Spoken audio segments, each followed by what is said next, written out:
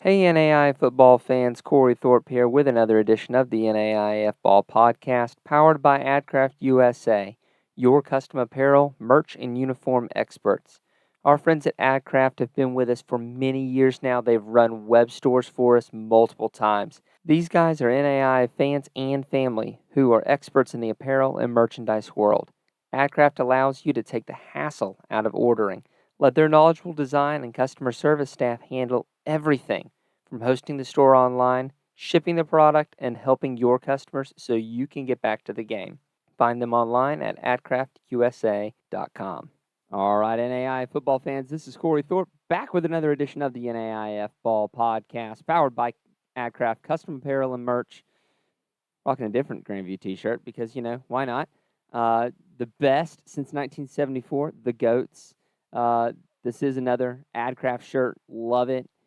And, we get to go to the other side of the heart today. I've got a little bit of a different red and black to the back today, going with the Benedictine Ravens background here. But, Matt, we get to do one thing we haven't done yet this year, and that is introduce a new team, the William Woods Oh, Owls. Hey, I gotta say, when you ask for information and you get way more than you ask for within like 5 minutes of asking for it, you make my heart swell. But William Woods is definitely a program that when they announced, this time last year, they were doing both a men's tackle football and a women's flag football program. Very excited. I know both their director of, let's see, what is his? I know their athletic director. Also know their uh, assistant athletic director for enrollment and media. Both good guys and championship level talent over there. So I expect really great things from William Woods. Who knows? Maybe not immediately. It's hard to do things first off, but you're bringing in a nice combination of transfers and straight freshmen. You might be able to start a little earlier in terms of, or start a little faster when you've got that kind of makeup to your team. yeah, definitely helps to get some guys in there that at least know the lay of the land, maybe not specifically for that college, but have been around the block a few times, can lead those freshmen along. Yeah, so going from what they're telling me is that their offense is going to be headed up by Coach Sam Camp, who has been out at Kansas Wesleyan, Texas Wesleyan, Western New Mexico, and then went defensive real quick at Army, but looking to bring a lot of shades of K-Dub and Tex West into the offense. Gotta say, I enjoy watching both of those offenses. Hmm. This might be fun. Yeah, absolutely. It's those are two offenses that traditionally we have seen a lot of fun stuff from. And then the defense, definitely multiple on the back end. I mean, honestly, what defense isn't multiple in this day and age? Headed up by defensive coordinator Coach Dudley. Uh, Played at Washburn, coached for 10 years at Fort Hays State, and definitely going to be a interesting defense to watch. You never know. I mean, we've seen multiple case studies on this. I mean, Thomas showed fight last year. The record might not show, but Thomas showed fight. You've got Kaiser that's come from nowhere to winning a national championship. You've got St. Thomas who's come from nowhere to being a powerhouse. You never know what you're going to get out of a program like William Woods that's putting it together. Next up on our preview are the Central Methodist Eagles. Not a banner year for them last year. 1-10, 0-5. Actually fell back 10 places in SP Plus from last year to this year. and the defense just wasn't quite there for them. Yeah, this is a Central Methodist team that really struggled past couple of years, and it's a bit disheartening just because it wasn't that long ago that we were talking about this team in the playoff, or at least fighting for a spot, being relevant. And they have completely fallen off. Like I say, with the bottom team, pretty much every episode, nowhere to go but up. But obviously, you are going to have a lot of spots to fill on that defensive half. Um, and there's not a lot of big names on either side of the ball. Hopefully, guys that are coming back can make a name for themselves and establish themselves. But there's a lot of work that needs to be done for the Eagles here. Yeah, it's one of those where, like you said, there's nowhere to go but up. You don't have a starting quarterback that really has taken the bull by the horns. The two returners threw a total of 19 passes last year for 100 yards and no touchdowns, two picks. There's no all heart South selections on the first or second team. I'm sure they had some honorable mentions, but we try to limit ourselves to first and second teamers here. You do return a majority of your offensive pieces, but that defense is going to be. You're going to have some folks step up off of a defense that almost allowed 7 yards per play last year. If you want to take a step forward, um, and not be in the cellar again, you're going to have to do some work on defense. Mm-hmm. Moving right along is now no longer newbie to the conference. The MOBAP Spartans Missouri Baptist 2-8, 1-4 in Hart South play. They actually got a little better. We're around the 70th, 71st mark in SP plus, and they might not have showed it on the record, but that yards per play almost being at parity, even though that parity is awful high. There might be some hope there for MOBAP. There just might be. And this is also a team, they went 2-8, but they had some close games. William Penn score of 2-6. That is correct. In their home opener last year, which kudos to them. I don't know how you pull that off. Um, but obviously that had a close loss to Culver Stockton in overtime last year. Put up a good fight against Peru State, against Missouri Valley.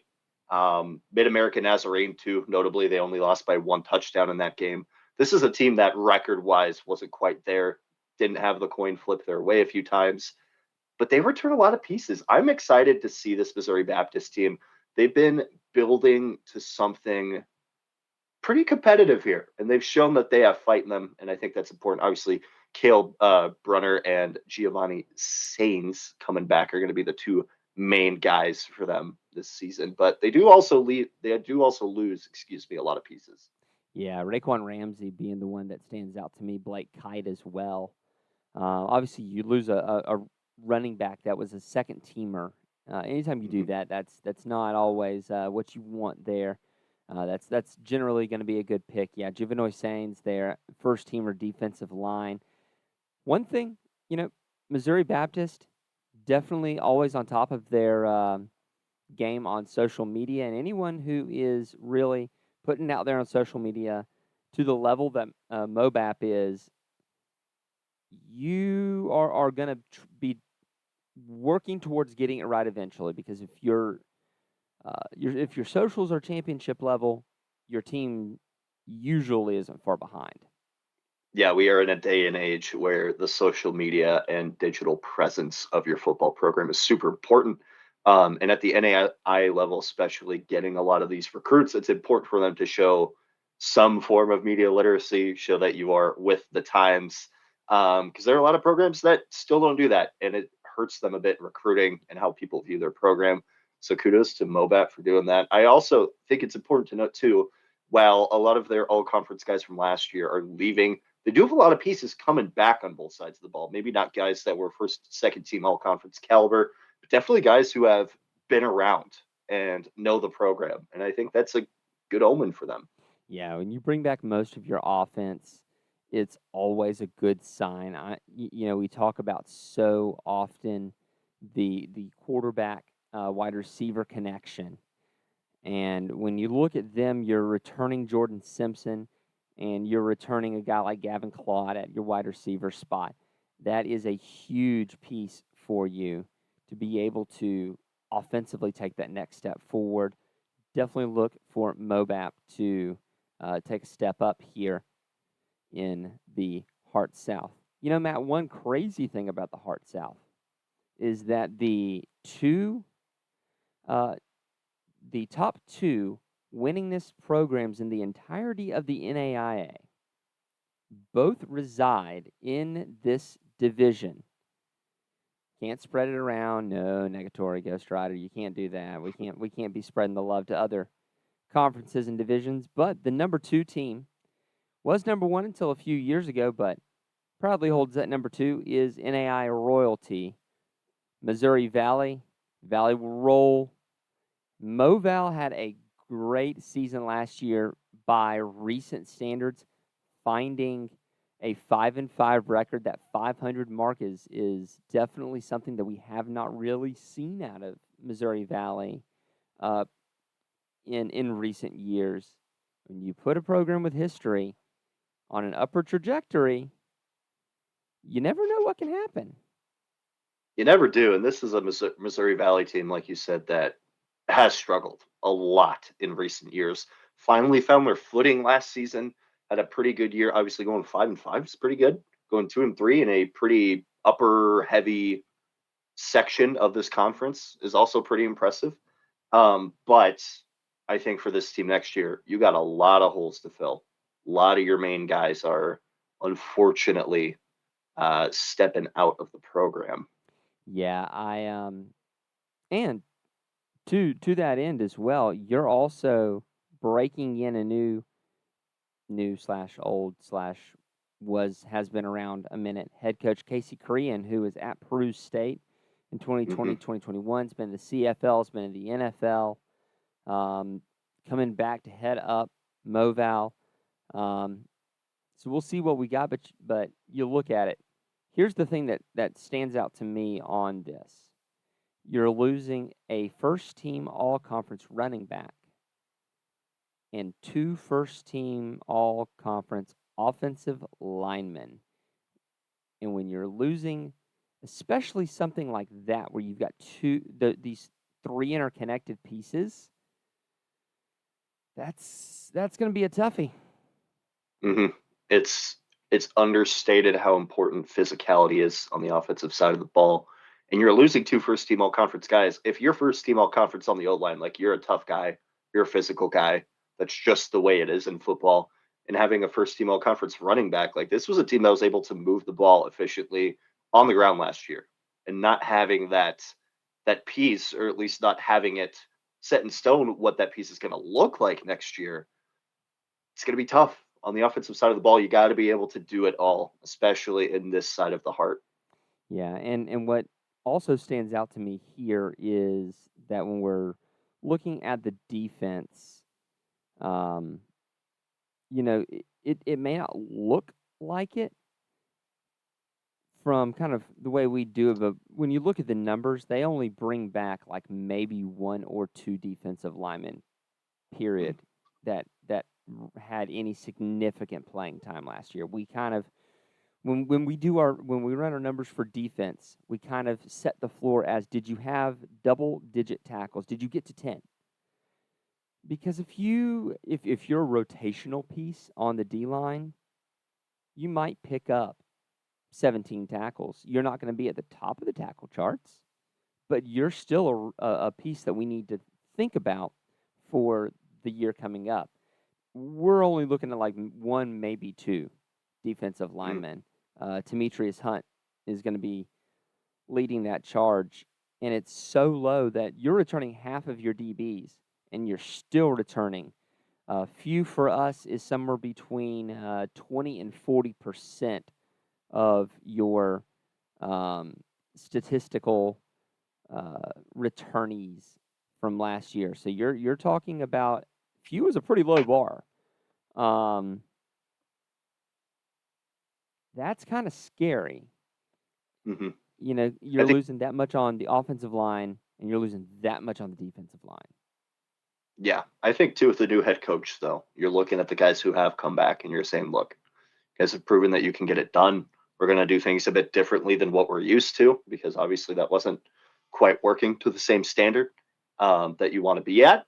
So I think that some of that change can be good for them. There is going to have to be a lot of guys that step up that are still in this program.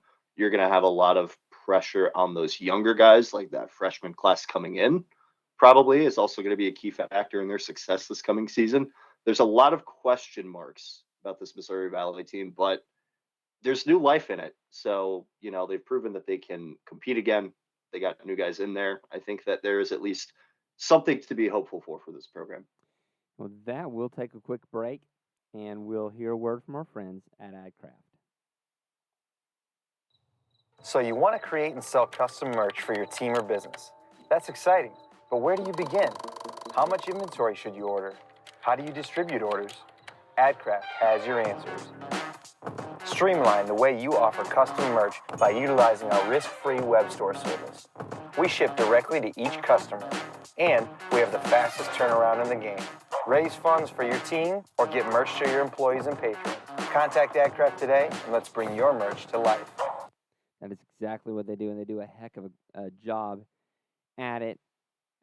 You really need to contact them and see what they can offer you. They do such a great job with their screen printing. Um, they are always looking to better themselves in terms of the product that they can put out, making sure they keep up with the technology. This is not your daddy's random screen printing friend on the side. This is a crack team of guys who can make you look professional. So contact AdCraft and let them work with you. Now, 4 down, 3 to go, but these 3 that we are going into tied last year for the Hart South Divisional title. I love a lot of things about the NAIA. One thing I do not love, Matt, are shared titles. Yeah, makes things complicated, especially when your conference is already split into a 2-division system. But these were all teams that were deserving of that share, starting off with Mid-America Nazarene. I mean, my goodness. Boy, did they have a great year last year. When I talked Mhm. to the folks over there last year, um, they said that they thought that they were about a year ahead, is what they had told me.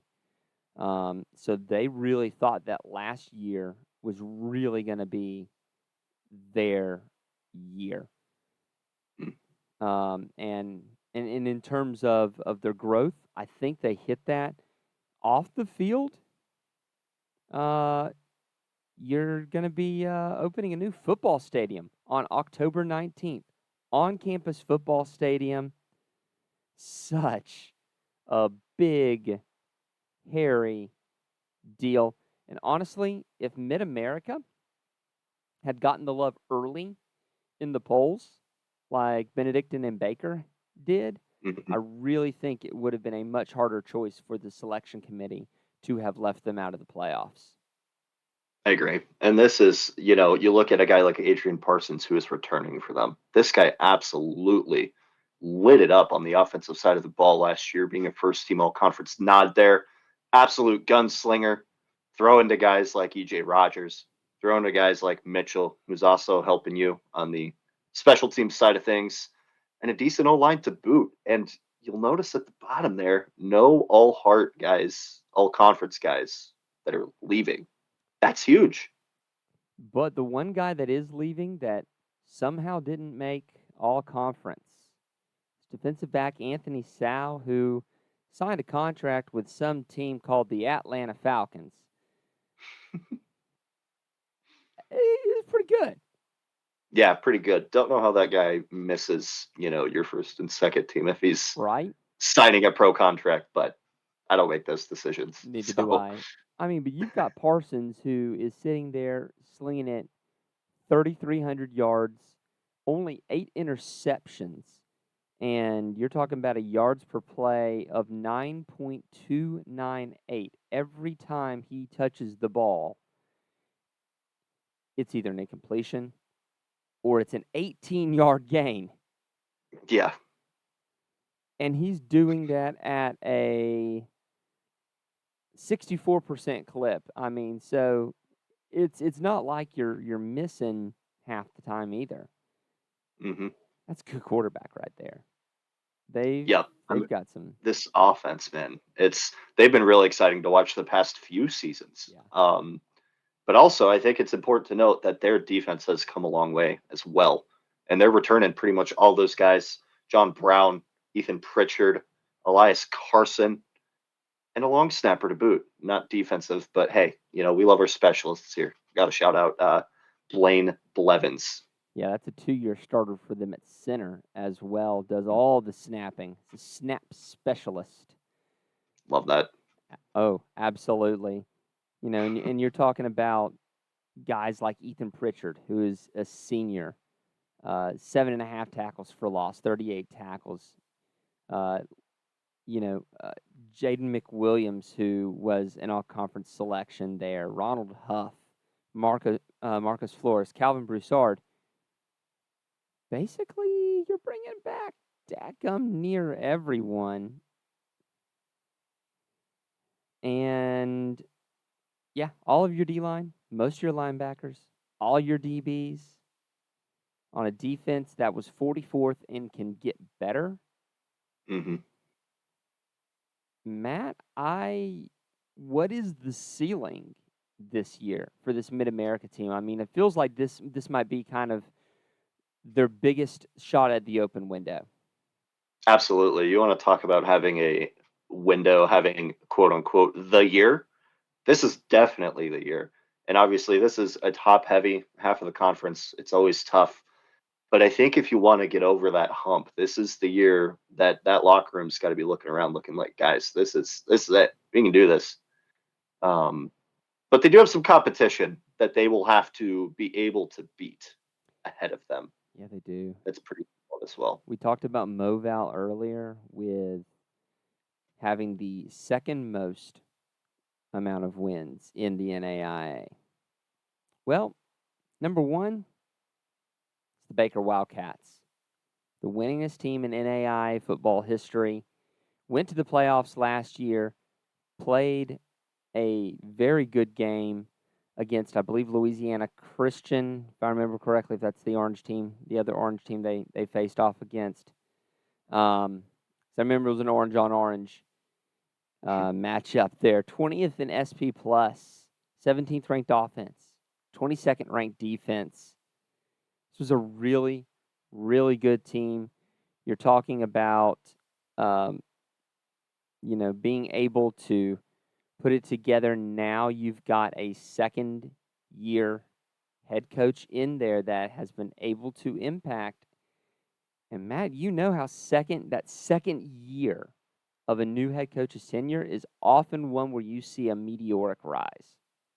Absolutely. And it is off the back of a guy like Truman Yulesgard, he is super fun to watch. I am always a big fan of a dual threat, and he is the definition of it. Obviously, second team quarterback, nod for that conference, but man, still lit it up through the air, going for 2,500 yards and 20 touchdowns, but also on the ground getting it done with just about 800 rushing yards and 8 TDs to his name.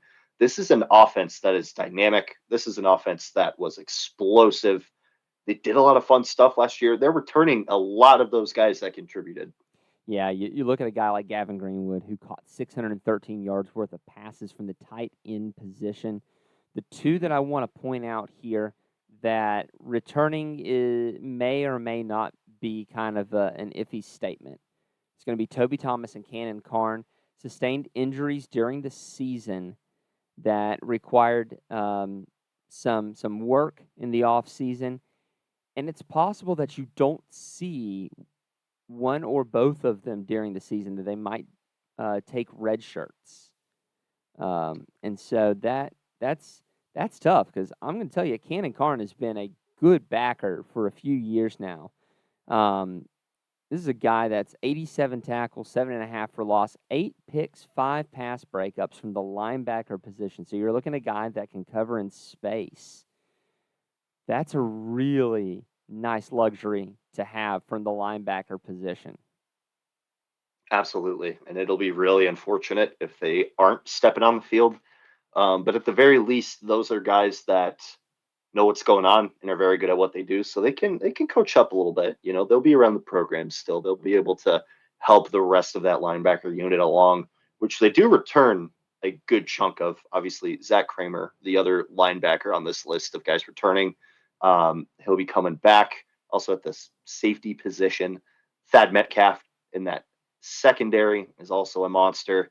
It's going to be really fun to see what this Baker team's capable of. I feel like even though they accomplished a lot last season, they're still feeling like they left a bit out there. This is definitely a season in the second year of a head coach that you can kind of avenge that.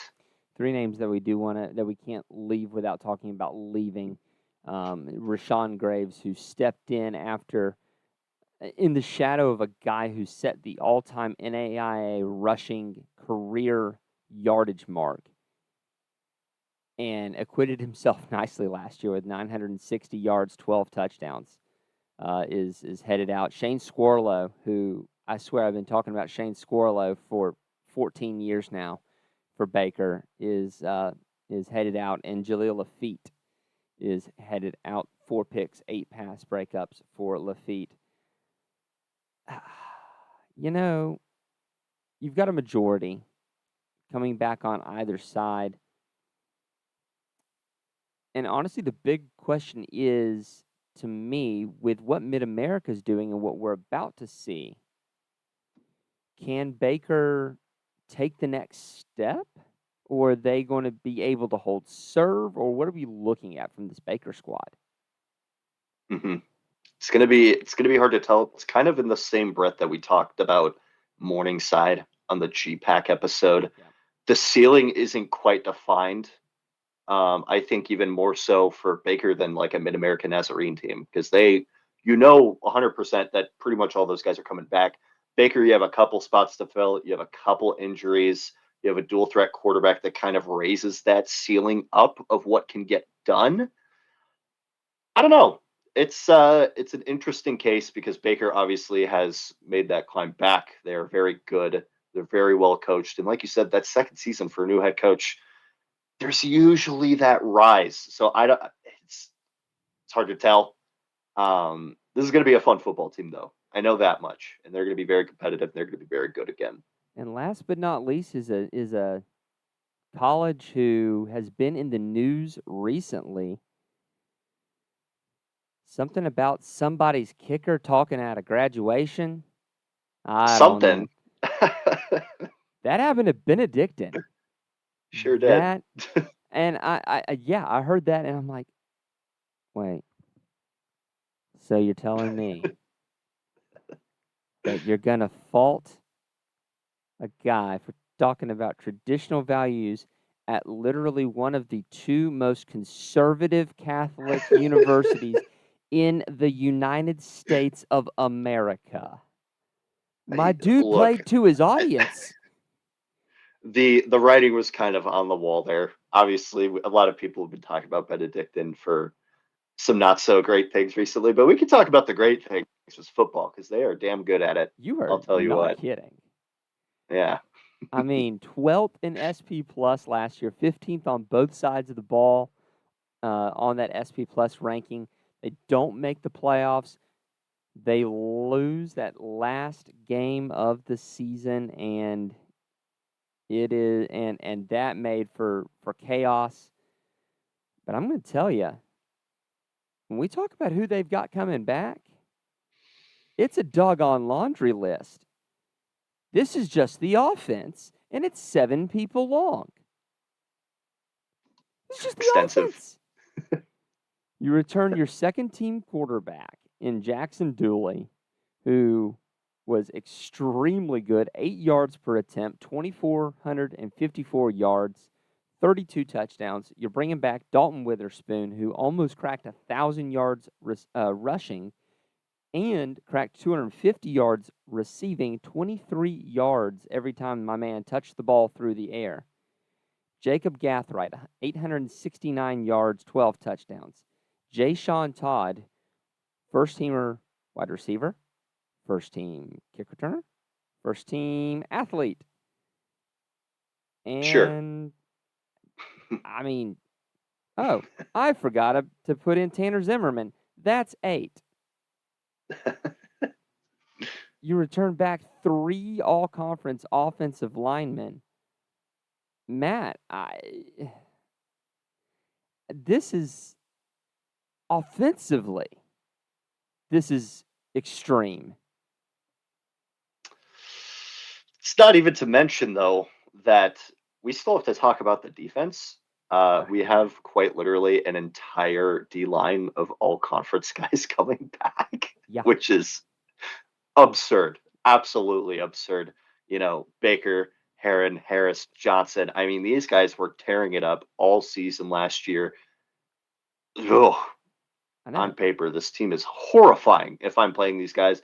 And they also are going to have a chip on their shoulder from missing out on the playoffs last year, which I think is important to note. Obviously, oh man, it's going to be a bloodbath between the top 3 teams that we have talked about. And I am thrilled because all of these teams are terrific and are going to have terrific seasons again. You do lose Reed Levi, who was a phenomenal tight end, more of the blocking tight end, but 159 yards from blocking tight end isn't bad. You do lose. We love blocking tight ends around here. Yeah, we do. Jagger Yeah. Blueball, you got him on a transfer from William Penn, came in, only had 71 tackles for you. It's not Some slight, yeah, but you're losing a little bit there. D line, couple linebackers, defensive back. Even though you do return back literally almost all of an entire defensive line, that's 5 if you're counting at home. That's 5. 5 defensive linemen for Benedictine that made a first or second team all conference. When you normally only don't play any more than 4 at a time. Yeah, I was going to say, this is the 60s. If you've watched football in literally like the past 50 years at least, you'd know that that's not normal. Yeah. I mean, so you're bringing back nearly all of your offense and a majority of your defense. Now, that being said, like I said, you're losing quite a few linebackers. And yeah, that might be a spot where you might be able to find some success against Benedictine. Because you're returning majority of your DBs. You might not be able to get deep on them. And that defensive line is going to be a booger bear. But maybe you might influence those linebackers a little bit. We'll have to see. So, then as we finish it up here, we have to pick a winner and a dark horse, and this is going to be a toughie. Matt, start me out. Who's rising above the fray? Yeah, so you'll recall that I mentioned Morningside when talking about Baker. You'll also recall that I compared them, and I also picked Morningside to win the GPAC this season. I feel like if I am comparing them in the way that they have kind of that dual threat, they got some question marks across the board. That ceiling isn't quite defined. I feel like I have to double down, and I can't really contradict myself. I got to go with Baker here. I love Truman Yulesgard as a player. I love watching him. He is phenomenal. I think that element of being efficient on the ground from the quarterback position goes a long way. They've been around the block. They made the playoff. They got a lot of good things coming back that second year under a new head coach, like we talked about. Also having that potential growth. I got to go with Baker, but I have to give my flowers to Mid-American Nazarene and Benedictine because they are also very, very good football teams. This isn't a knock on them. It's pick your poison with these top 3. Well, to me, I've got to look at trajectories and how things are going, and yes, Benedictine has risen from some not great years to come back and be playing at a level similar to what they were when they were playing in a national championship game. Baker has really come back. That offense a few years ago was not great. It was terrible. They have gotten so much better. It's not even funny. But if I'm going to be looking at trajectory, I got to be going with Mid-American Nazarene. That meteoric rise, it has been absurd, and I'm going to keep riding the train. I had them as my dark horse last year. There is no way on God's green earth that I can pull that they're a dark horse again this year. Everyone knows where you are. You're going to be starting in the top 25 this year. There is no question in my mind. Mid-American Nazarene has a really good chance of taking this division. You just got to mind your P's and Q's. You got to play you've got to play your style of football, and you've got to just take care of business. And as we look at their schedule, of course, now it's going to take forever for me to pull up their schedule. Naturally. We see teams, lots of teams. I'm an idiot. I had their schedule all along. You don't play Grandview. That's huge. Benedictine does play Grandview, if I remember correctly. Your teams that you play cross-divisionally are Culver, Peru, Graceland, St. Ambrose, and William Woods. Well, actually, William Woods is in your own division. So, Culver, Peru, Graceland, St. Ambrose. Of those four, the only one that really and truly would give me nightmares is Graceland. That game might combine for like 1,000 total yards on offense, by the way. I'm here for it. That'll be a fun one. That'll be a basketball score there. Yep. And you get Graceland at home. So you get a favorable schedule. You get Benedictine and Baker at home in your new digs. That first game in your new stadium is Moval on October 19th. You play Benedictine on November 2nd. You play Baker on November 9th. You get to face them in your new digs at home, both of them. If there's a year for Mid-American Nazarene to capitalize, it is 2024. And you cannot be sitting here getting wrapped up on what I say. You're going to have to go out there and prove Matt wrong. I want you to prove Matt wrong more than you prove me right, honestly. That's not nice. I don't like that.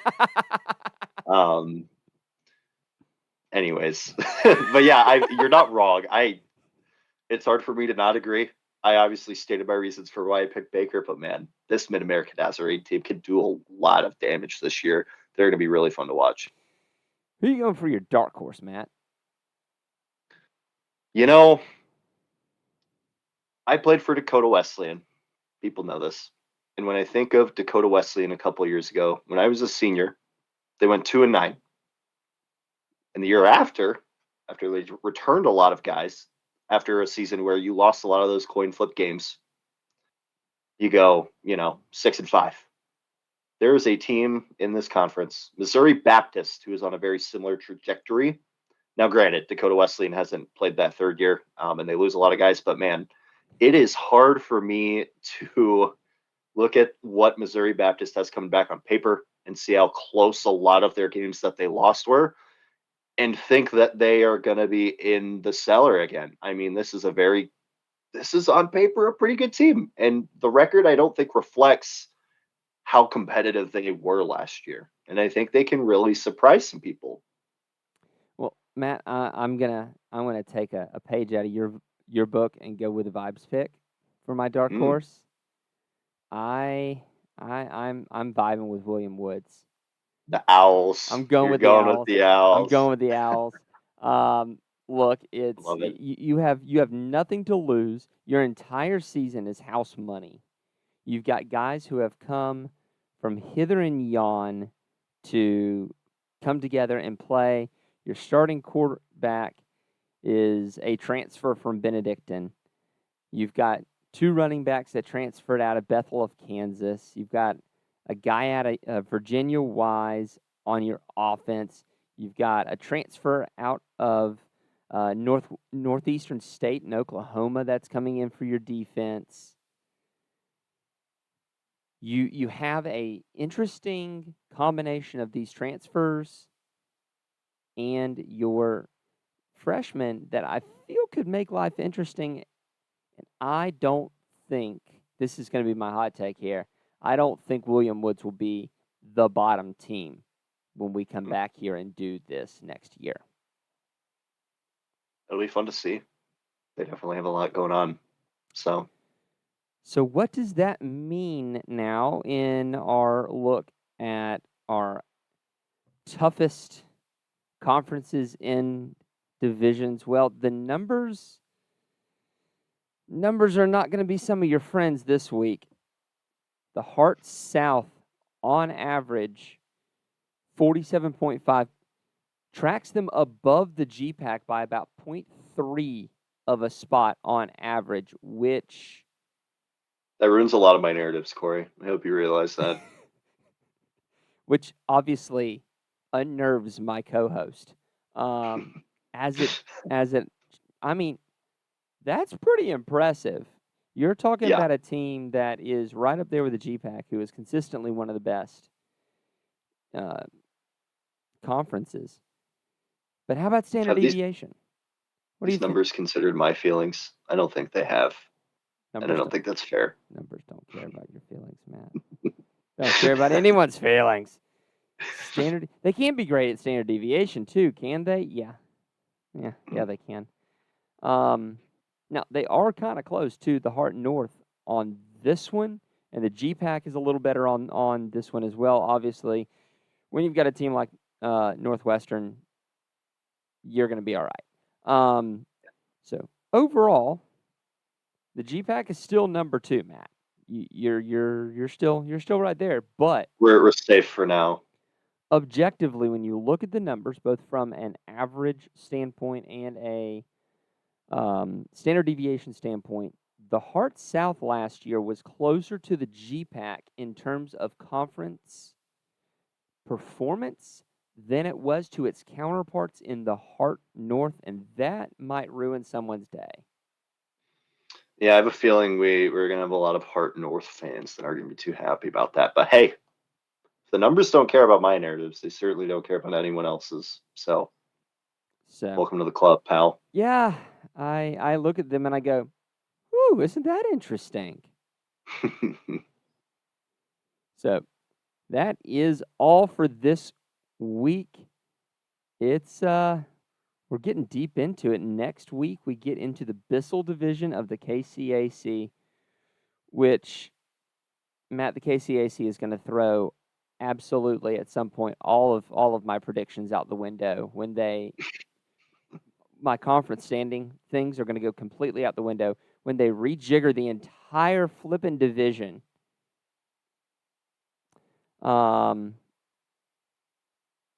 Yeah, that's going to ruin me. But next week we talk about the Bissell. That's going to be fun. The KCAC gets 2 episodes because I can count this year. It's amazing. That's good. Look, man, that Panama City education works for me. So come back next week as you watch us bumbling fools make our way through the KCAC. But who's not bumbling fools are our patrons. They are phenomenal. They're the smartest people around that support us. They know where the small college football support is at, and they are putting their money where their mouth is. They are the best. They're the GOATs. They are. DSU Cone, Bob Boone, Roger Meyer, Jeremy Vauble, Fred Christensen, Jerry Quickle, Ace Wellen, Brett, Marty Seabolt, Nick Ryan, Hayden Frigno, Kyle Gregory, Tyler Pierce, Justin Hoffman, Steve Speakman, Brian Shake, Julian Shager, Nate Soapbeer, Stephen Cutler, Julie Lout, Dale Norton, Nathan Moore, Dylan Gonzalez, Ryan, Jason Crawford, Dustin Wilkie, Charles A. Flowers, Todd Nick, Sean Chamberlain, Debbie Zach Lance, and Josue Trujillo, who I feel, I do sort of feel bad for Nate because neither of us picked his team. It's right there. Sorry, Nate. We said good things about them, though. We did. So that counts for something. That does. We love you, And Nate. and a screenshot probably, but that's fine. I'm sure that will not come back to haunt us at all. Nope. Never does. Nope. Never does. These aren't getting used by any other teams. No, never. We're not getting quoted by people, right, Matt? Yeah, don't ask Concordia in Nebraska, by the way, about that. Hey, shout out to the Bulldogs, though. Love you guys. Absolutely. You gotta love it. I have become accustomed to becoming bulletin board material. It's okay. I've accepted It's a my fun role. responsibility, kind of, when you really think about it. Someone's got to do it. Yep. Without us, who is providing the bulletin board material? We must fill Exactly. up bulletin boards. Just doing our jobs. Absolutely. For you. So, come back next week. Going to have a fun show as we review the Bissell division. But for Matt Schwartzler, I am Corey Thorpe, and we will see y'all next week. We hope you enjoyed this episode of the NAIAF Ball Podcast, powered by AdCraft USA. Be sure to contact them for all your custom apparel, merch, and uniform needs. Thanks also to our newest sponsor, Telemetry Sports. If you enjoyed the show, subscribe to the podcast and to our YouTube channel, and leave us a review if you're listening on Apple Podcasts. As always, if you'd like to support what we do, head over to patreon.com/NAIAFball and become a patron. We can't do what we do without our sponsors and listeners like you.